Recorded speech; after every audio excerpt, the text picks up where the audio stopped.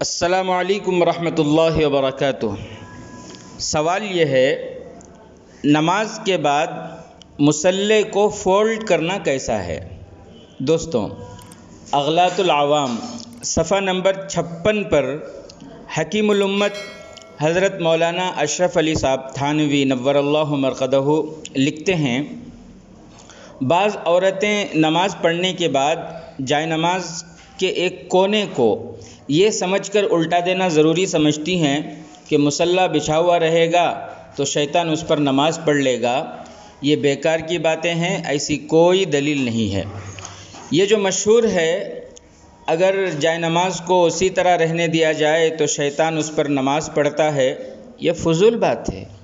بھئی ہم لوگ دیکھتے ہیں مسجدوں میں تو 24 گھنٹے صفیں بچھی ہوئی ہوتی ہیں۔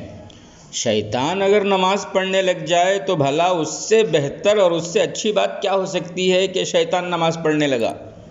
لیکن بدقسمتی سے ایسی بیکار کی باتیں ہمارے درمیان مشہور ہو گئی ہیں۔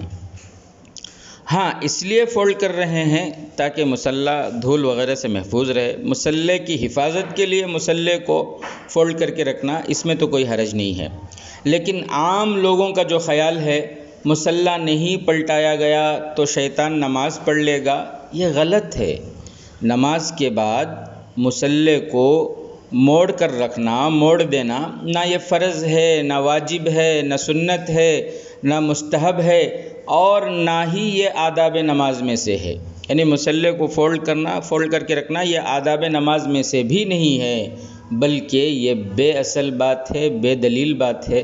واللہ اعلم بالصواب۔